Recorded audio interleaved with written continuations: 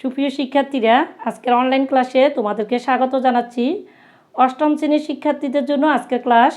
তো অষ্টম শ্রেণীর শিক্ষার্থীরা, তোমরা জানো তোমাদের বিজ্ঞানের প্রথম অধ্যায়ের উপরে ক্লাস নিচ্ছিলাম। তো আগেও দুটি ক্লাস নিয়েছি, আজকে তৃতীয় নম্বর ক্লাসটি। তো শিক্ষার্থী বন্ধুরা, তোমরা যারা আগে দুটি ক্লাস মিস করেছো, তোমাদের প্রতি আমার অনুরোধ থাকবে যে তোমরা ওই দুটি ক্লাসও দেখে নিবে। সেজন্য তোমরা A to Z online school পেজে তোমরা লাইক দিয়ে দিতে পারো, বা A to Z online school YouTube চ্যানেলটি সাবস্ক্রাইব করে প্লেলিস্ট থেকে ক্লাস দুটি তোমরা দেখে নিতে পারো। তো শিক্ষার্থী বন্ধুরা, আজকের ক্লাসটি তোমরা তোমাদের বন্ধুদের জন্য বেশি বেশি করে শেয়ার করে দাও। তো আজকের ক্লাসে তোমাদের সবাইকে স্বাগত জানাচ্ছি। সাথে আছি আমি পারভিন আক্তার, সিনিয়র শিক্ষক, শহীদ মেজর সালাউদ্দিন মমতাজ বীরুত্তম উচ্চ বিদ্যালয়। তো শিক্ষার্থী বন্ধুরা, আমরা আজকে একটি ভিডিও দেখব। সবাই মিলে আমরা ভিডিওটি দেখি।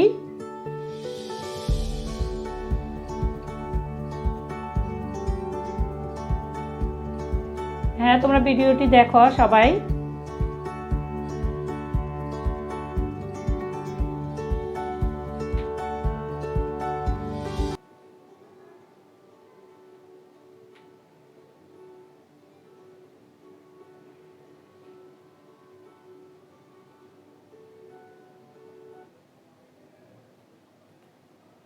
তো ভিডিওটা এতক্ষণ তোমরা কি দেখছো, কেমন দেখছো যে কি বাঘের ছবি, একটা বাঘের ভিডিও, অর্থাৎ একটা টাইগারের ভিডিও, একটা অ্যানিমেলের ভিডিও। কেমন এখন তোমরা ছবিতে দেখতেছো কি ওই বাঘের একটি ছবি, কেমন আরও আছে কি দুটি কবুতরের ছবি, আর আছে কি মানুষের ছবি, ঠিক না শিক্ষার্থী বন্ধুরা?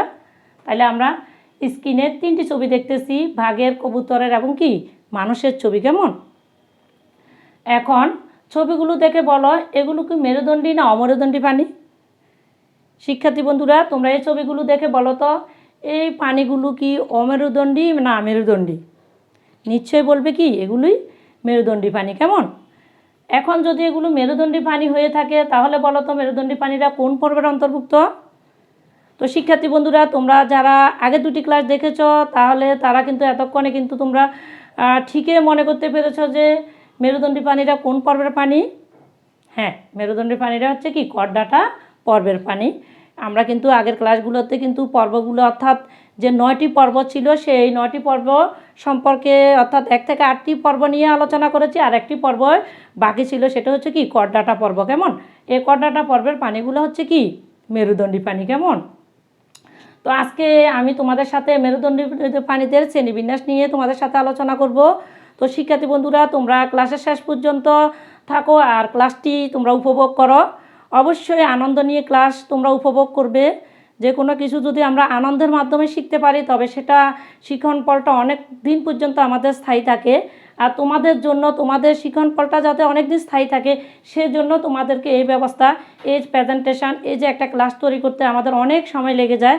এই সময়টা এই জন্যই ব্যয় করি, যাতে তোমরা, অর্থাৎ এই ক্লাসের সাথে সাথে পড়াটা তোমরা কিন্তু কমপ্লিট করে ফেলতে পারো, আর শিখন ফলটা যাতে তোমাদের অনেক দিন পর্যন্ত কি স্থায়ী থাকে। আমরা পাঠ্য বই পড়লে কিন্তু আমাদের এতটা মনে থাকে না। আমরা যখন এই যে স্ক্রিনে ছবি দেখে, ভিডিও দেখে যদি আমরা বিষয়গুলো যদি পড়তে পারি, তাহলে কিন্তু আমাদের বিষয়গুলো মনের মধ্যে গেঁথে যায় এবং সেগুলো কিন্তু অনেক দিন পর্যন্ত কি স্থায়ী থাকে। তো শিক্ষার্থী বন্ধুরা, আজকে তোমাদের জন্য আমি শিখন ফল নির্ধারণ করেছি। করডাটা পর্বের প্রাণীদের সাধারণ বৈশিষ্ট্যগুলো উল্লেখ করতে পারবে, তারপর করডাটা পর্বের উপপর্বগুলোর বৈশিষ্ট্য উল্লেখ করতে পারবে, আর বাটি বাটা উপপর্বে শ্রেণীগুলোর নাম উল্লেখ করবার দুটি শ্রেণীর বর্ণনা দিতে পারবে। তো শিক্ষার্থী বন্ধুরা, আমরা আজকের ক্লাস থেকে এই শিখন ফলগুলো অর্জন করার চেষ্টা করব। এখন দেখো, করডাটা পর্বের প্রাণীদের 3টি সাধারণ বৈশিষ্ট্য থাকে। সাধারণ বৈশিষ্ট্য বলতে আমরা কি বুঝি, অর্থাৎ যে বৈশিষ্ট্যটা সবার মাঝে থাকে, অর্থাৎ করডাটা পর্বের প্রাণী হতে হলে এই 3টি সাধারণ বৈশিষ্ট্য অবশ্যই থাকতে হবে, তাহলে আমরা বলবো যে এটা কি করডাটা পর্বের প্রাণী। কেমন তো সাধারণ 3টি বৈশিষ্ট্য এখন আমরা দেখব। যেমন 1 নম্বর বৈশিষ্ট্য হচ্ছে কি, এদের সারা জীবন অথবা বন অবস্থায় পৃষ্ঠীয় দেশ বরাবর নটকট থাকে। তাহলে লক্ষ্য করো, সারা জীবন অথবা ভ্রূণ অবস্থায় কোথায় থাকবে? পৃষ্ঠীয় দেশ বরাবর এদের নটকট থাকবে। কেমন এই যে তোমরা একটা ছবিতে তোমাদেরকে একটা নটকটের ছবি দেখাচ্ছি। আর নটকট হলো কি, দেখো একটা নরম নমনীয় দণ্ডাকার দৃঢ় অখণ্ডায়িত কি অঙ্গ। তো এটা হলো এদের 1 নম্বর বৈশিষ্ট্য। তো 2 নম্বর বৈশিষ্ট্যটা আমরা দেখতেছি, দেখো, অর্থাৎ পৃষ্ঠীয় দেশে একক পাপা স্নায়ুরজ্জ থাকে। পৃষ্ঠীয় দেশে একক পাপা স্নায়ুরজ্জ থাকে। তোমরা এই বৈশিষ্ট্যগুলো একদম তোমরা মুখস্থ করে ফেলবে। এই 3টি বৈশিষ্ট্য কর্ডাটা পর্বের প্রাণীদের অবশ্যই লাগবে। প্রায় সময় তোমাদের 2 নম্বরের প্রশ্নেও এটা কিন্তু আসে। 2 নম্বরে আনসার করার জন্য তোমাদেরকে এই প্রশ্নটা দেয়া হয়। তারপর 3 নম্বর বৈশিষ্ট্য হচ্ছে জীবনচক্রের কোনো এক পর্যায়ে পার্শ্বীয় গলবিলীয় পুলকাছিদ্র থাকে। আমি আবার বলতেছি, দেখো, জীবন চক্রের কোনো এক পর্যায়ে পার্শ্বীয় গলবিলীয় পুলকাছিদ্র থাকে। তো শিক্ষার্থী বন্ধুরা, আমরা কর্ডাটা পর্বে এই 3টি বৈশিষ্ট্য ভালো করে শিখে নেব। তোমরা স্ক্রিনে ভালো করে দেখে নাও। আমি কিন্তু তোমাদেরকে কাজ দিয়ে দিব। আমরা যে পাওয়ার পয়েন্টের যে ক্লাসগুলো নিই, অর্থাৎ প্রেজেন্টেশনের মাধ্যমে আমরা যে ক্লাসগুলো নিই, সেই ক্লাসগুলোতে আমাদের চেষ্টা করা হয় যে কি, অর্থাৎ ক্লাসে তোমাদের পড়াটা কমপ্লিট করার জন্য আমরা চেষ্টা করি। তো তোমরা যেহেতু কাছে নেয়, তোমরা দূরে আসো, সেজন্য হয়তো কাজগুলো তোমাদেরকে করাতে পারতেছি না। কিন্তু তোমরা ক্লাসের ফাঁকে ফাঁকে অবশ্যই কাজগুলো করে ফেলবে, বা ক্লাস শেষে তোমরা এই কাজগুলো করে ফেলবে। তাহলে কিন্তু তোমাদের পরবর্তীতে এত কষ্ট করতে হবে না। তো এখন তোমাদের কাজ হচ্ছে কি, কর্ডাটা পর্বের প্রাণীদের যে 3টি সাধারণ বৈশিষ্ট্য তখন তোমাদের সাথে আলোচনা করছি, সেই 3টি সাধারণ বৈশিষ্ট্য তোমরা খাতায় লিখে ফেলো। তো শিক্ষার্থী বন্ধুরা, আমরা যা পড়বো তাই লিখার চেষ্টা করব। আমরা আমাদের শিক্ষকদের কাছ থেকেও জেনেছি যে একবার পড়া আর কি, অর্থাৎ একবার লিখা 10 বার পড়ার সমান। তাহলে আমরা যখন যা শিখবো তা আমরা লিখার চেষ্টা করব। তাহলে তোমরা এই 3টি সাধারণ বৈশিষ্ট্য সবাই তোমরা খাতায় লিখে ফেলবে, কেমন? এখন দেখো, কর্ডাটা পর্বের 3টি উপপর্ব আছে। তো শিক্ষার্থী বন্ধুরা, আমরা ইতিপূর্বে তোমাদের সাথে অর্থাৎ 1 থেকে 8টি পর্ব নিয়ে তোমাদের সাথে আলোচনা করেছিলাম। সে 1 থেকে 8টি পর্বের মধ্যে কোনো উপপর্ব ছিল না। আর এই 1 থেকে 8টি পর্ব ছিল কি, অমেরুদণ্ডী প্রাণী, কেমন? আর অর্থাৎ 9 নম্বর পর্বটি হচ্ছে তোমাদের কি, কর্ডাটা পর্বের প্রাণীদের, কেমন? এই কর্ডাটা পর্বের প্রাণীদের শুধু 3টি উপপর্ব আছে। এখন আমরা এই 3টি উপপর্বের নাম জানবো। তোমরা এই 3টি উপপর্বের নাম ভালো করে জেনে নিবে। দেখো, প্রথম হচ্ছে ইউরো কর্ডাটা, তারপর আছে কি স্যাফালো কর্ডাটা, তারপর আছে বাটি বাটা। তাহলে ইউরো কর্ডাটা, স্যাফালো কর্ডাটা, আর হচ্ছে কি বাটি বাটা। তাহলে কর্ডাটা পর্বের কয়টি উপপর্ব আছে? 3টি উপপর্ব আছে, কেমন? সেটা হচ্ছে কি ইউরো কর্ডাটা, স্যাফালো কর্ডাটা এবং বাটি বাটা। এখন আমরা জানবো ইউরো কর্ডাটা উপপর্বের বৈশিষ্ট্য বা তাদের পানি সম্পর্কে আমরা জানবো। এই যে ইউরো কর্ডাটা পর্বের একটি পানি হচ্ছে, তোমরা স্ক্রিনে দেখতেছ, সেটা হচ্ছে কি অ্যাসিডিয়া, কেমন? এই পানিটি দেখতে কিন্তু আসলে পানির মতো লাগে না, কিন্তু এটা একটি কি পানি, কেমন? এই পর্বের প্রাণীদের বৈশিষ্ট্য হচ্ছে প্রাথমিক অবস্থায় পুলকারন্ধ্র পৃষ্ঠীয় পাপা স্নায়ুরজ্জ থাকে। তাহলে এদের বৈশিষ্ট্য কি? 1 নম্বর বৈশিষ্ট্য হচ্ছে প্রাথমিক অবস্থায় পুলকারন্ধ্র থাকবে, তারপরে কি পৃষ্ঠীয় পাপা স্নায়ুরজ্জ থাকে।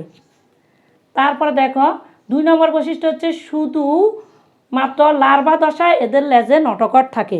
আমি বলছিলাম কর্ডাটা পর্বের প্রাণীদের বৈশিষ্ট্যের মধ্যে সারা জীবন অথবা কি লার্ভা দশায় এদের কি থাকবে, নটকট থাকবে। তাইলে এদের কি আছে, শুধুমাত্র লার্ভা দশায় এদের লেজে কি থাকে, এই যে নটকট থাকে। তাইলে আমরা ইউরো কর্ডাটা পর্বের প্রাণীদের বৈশিষ্ট্য জানলাম এবং ইউরো কর্ডাটা পর্বের একটি পানির নাম জানলাম, সেটা হচ্ছে কি অ্যাসিডিয়া, কেমন?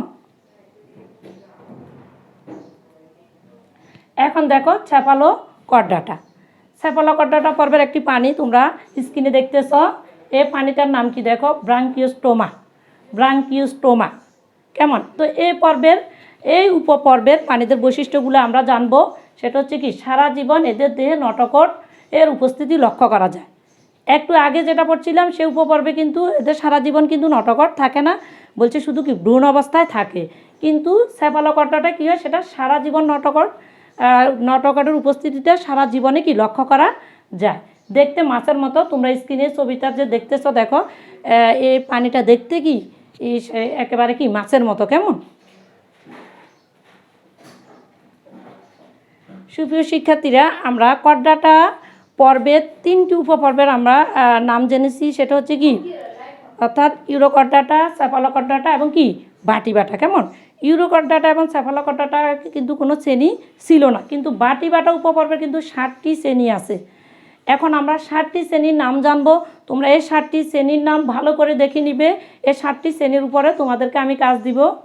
তো 60টি শ্রেণীর মধ্যে 1 নম্বর আছে, দেখো সাইক্লোস্টোমাটা, তারপর আছে কি অস্টেকথিস, তারপর আছে কন্ডেকথিস, সরীসৃপ বা কি রেপ্টেলিয়া, এরপর আছে কি উভচর বা অ্যামফিবিয়া, তারপরে পক্ষীকুল বা এবিস, এরপর আছে কি স্তন্যপায়ী বা কি ম্যামালিয়া।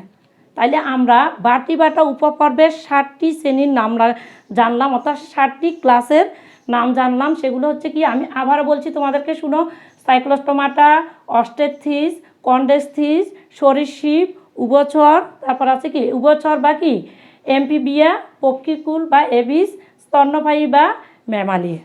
তাহলে আমরা এই 60টি অর্থাৎ বাটি বাটা উপপর্বের যে 60টি শ্রেণী আছে, সেই 60টি শ্রেণীর নাম সবাই শিখে খাতায় লিখে ফেলবো, কেমন? তো তোমরা ভালো করে দেখে নাও। এখন তোমাদেরকে কাজ দিচ্ছি, যদিও এই কাজটি ছিল জোড়ায় কাজ, তোমরা তো কাছে নাই, কিন্তু জোড়ায় কাজ না হলে কি তোমরা নিজেরা যার যার খাতায় এই 60টি শ্রেণীর নাম লিখে ফেলো। তাইলে আমরা জানলাম কি, অর্থাৎ করডাটা পর্বের কি বাটি বাটা উপপর্ব, অর্থাৎ পর্বটা হচ্ছে কি পাইলাম, আর উপপর্ব হচ্ছে কি ছাপ পাইলাম, কেমন? তারপরে বাটি বাটা উপপর্বের কয়টি শ্রেণী আছে? 60টি শ্রেণী আছে, অর্থাৎ 60টি ক্লাস আছে, কেমন?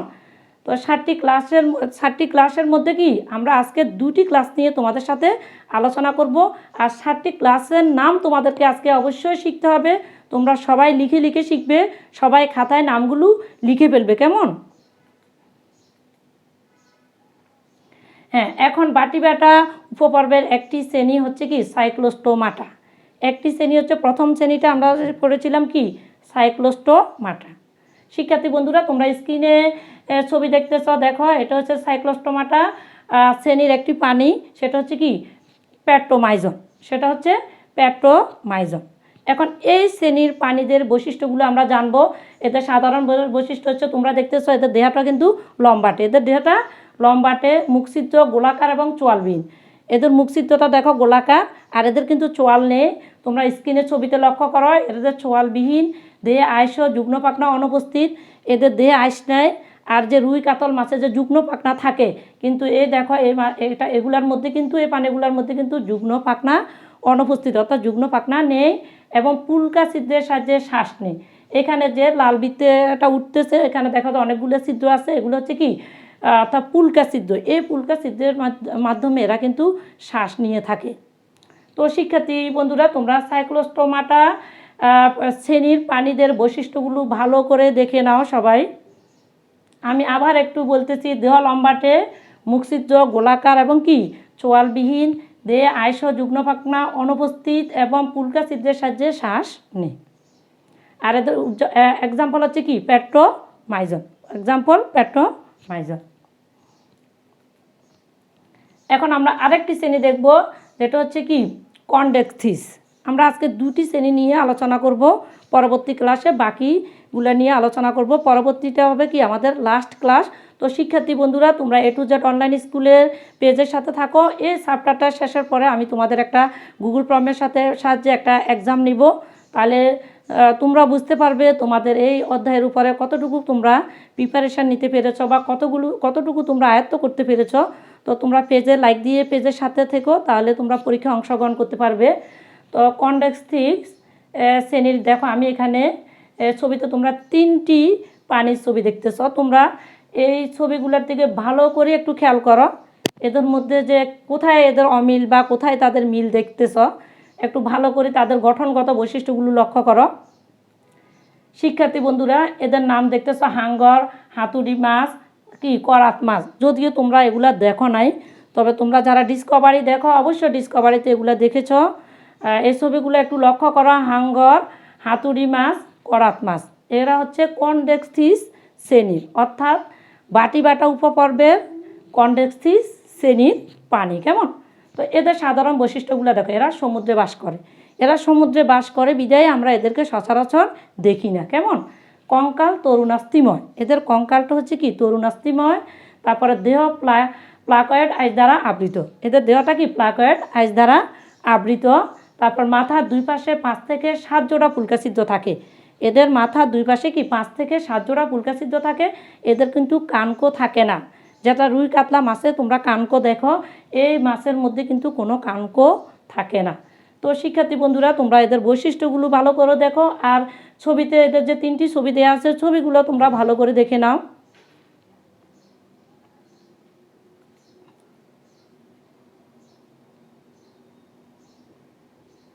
দেখো 3টা পানির কিন্তু 3টা সাধারণ বৈশিষ্ট্য যে আমি লাল বৃত্ত দিয়ে বুঝাচ্ছি, একটু খেয়াল করো ভালো করে।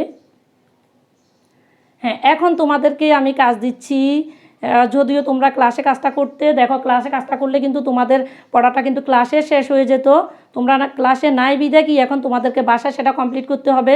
তোমরা যদি মনোযোগ থাকে ক্লাসে, আসলে তোমরা যদি মনোযোগ দিয়ে ক্লাস করো, ক্লাসের পড়া কিন্তু ক্লাসে কিন্তু শেষ হয়ে যায়। মনোযোগ যদি না থাকে তখনই সমস্যা হয়।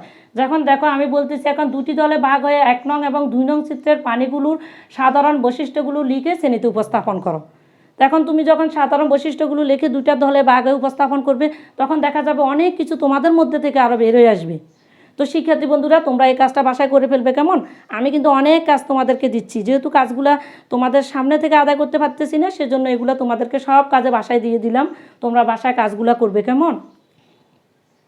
এখন এই যে ক্লাস নিয়েছি, তোমাদের যেটুকু আলোচনা করেছি সেটুকু আলোচনার উপরে তোমাদেরকে মূল্যায়ন করব। তোমরা নিশ্চয়ই প্রস্তুত আছো। করডাটা পর্বের প্রাণীদেরকে কয়টি উপপর্বে ভাগ করা হয়েছে মনে আছে বলো তো শিক্ষার্থী বন্ধুরা? কয়টি উপপর্বে ভাগ করা হয়েছিল? তাদেরকে 3টি উপপর্বে ভাগ করা হয়েছিল কেমন। তো 3টি উপপর্বের নাম বলতে পারবে? হ্যাঁ, কি কি? অর্থাৎ সেফালোকর্ডাটা, ইউরোকর্ডাটা এবং কি বাটিবাটা, এই 3টি উপপর্বে অর্থাৎ এই 3টি সাব পাইলামে তাদেরকে ভাগ করা হয়েছিল কেমন। এখন ছবিতে দেখো, তোমরা এই ছবিটা একটু আগে তোমরা দেখেছো, একটু মনে করো ছবিটির পানিটি কোন শ্রেণীর? এই ছবির পানিটি কোন শ্রেণীর বলো তো শিক্ষার্থী বন্ধুরা? হ্যাঁ, এই ছবির পানিটি হচ্ছে কি কনডেক্সিস শ্রেণীর, অর্থাৎ বাটিবাটা উপপর্বের, অর্থাৎ কনডেক্সিস শ্রেণীর।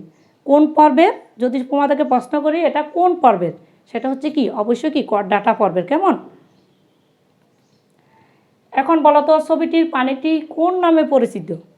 এই পানিটি কোন নামে পরিচিত? এদেরকে দেখলে কিন্তু আমার মনে হয় ওদের নামটা কিন্তু ওদের যে ওদের বাহ্যিক গঠন দেখি নামটা কিন্তু দেওয়া হয়েছে। তোমরা একটু লক্ষ্য করলে তোমরা এর নামটা কিন্তু তোমরা মনে করতে পারবে। দেখো, হ্যাঁ, এদেরকে বলা হয় কি হাতুড়ি মাছ। দেখো এদের মুখের সামনে অনেকটা হাতুড়ির মতো দেখাচ্ছে। আমার মনে হয় এটা থেকে তাদের নামকরণ করা হচ্ছে কি এরা হচ্ছে কি হাতুড়ি মাছ কেমন।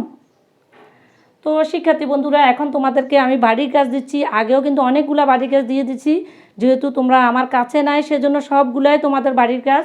এখন একটা বাড়ির কাজ দিচ্ছি, তোমরা একটা সুন্দর প্রাকৃতিক সিনারি দেখতেছ। দেখো এখানে কিন্তু কিছু পানির ছবিও আছে।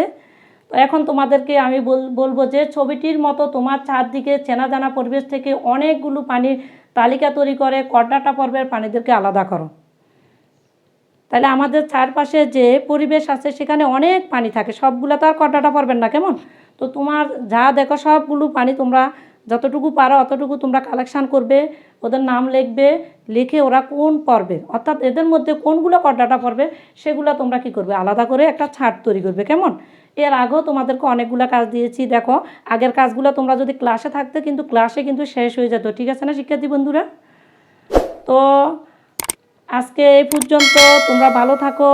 আর তোমরা সবাই A to Z online school YouTube চ্যানেলটি সাবস্ক্রাইব করবে, করে তোমরা এখানে অনেকগুলো ক্লাস আমার দেওয়া আছে, সবগুলো ক্লাস তোমরা দেখবে।